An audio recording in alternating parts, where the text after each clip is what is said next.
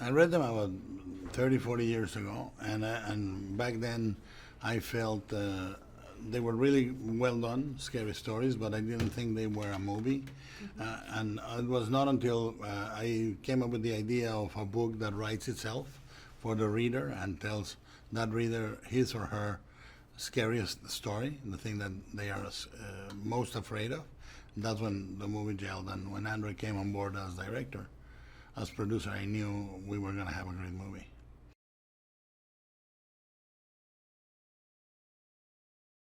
No, we did a voting, sort of an American Idol, and we came with the finalists, and then we tried to attach the finalists to the characters in the movie. There were about 10 final stories, and we had a few characters, so we chose the ones that reflected what each character would be the most afraid of.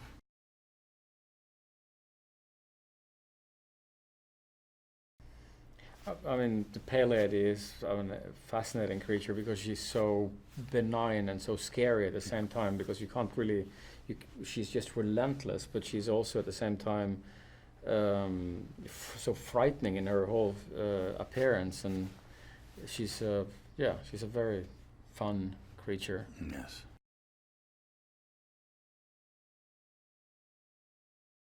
Because I think kids intuitively know that the world is not everything the adults are telling them or TV is telling them, that they are sort of being helicopter parented by society, and they want to challenge themselves and experience fear. And the safest way to do it is not through the real world, is through movies that actually are like fables, and they are like fairy tales, and they teach you good and bad, evil and good, you know.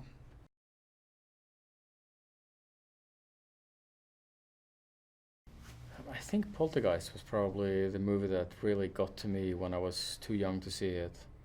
It was such a scary night with the thunder, and I could relate to that. And I remember sitting listening to the counting of the time between the lightning and the thunder, and then the doll wakes up, and it was just all these freaky moments. For me, the Universal movies, all the monsters, they didn't scare me. I loved them.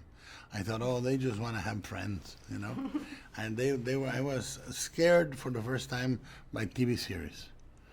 When I was growing up, there was a TV series called Outer Limits and another one called Night Gallery, you know, and they were very scary episodes.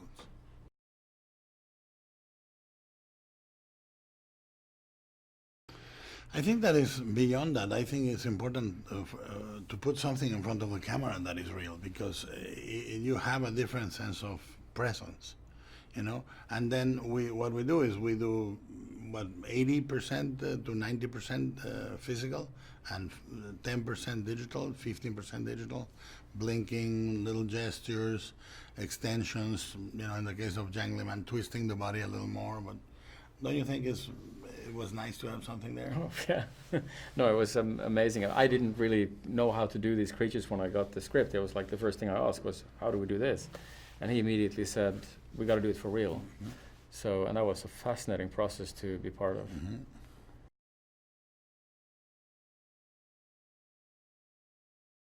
I mean, I think it's a communal experience of watching a horror movie together is something amazing. And I think that it's that safety of the environment against the intensity of the scares and the fright that you're supposed to feel, hopefully.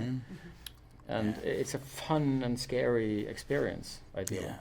The great thing about this movie, I feel, when we screen it, every time we have screened it, is there are two types of horror movies.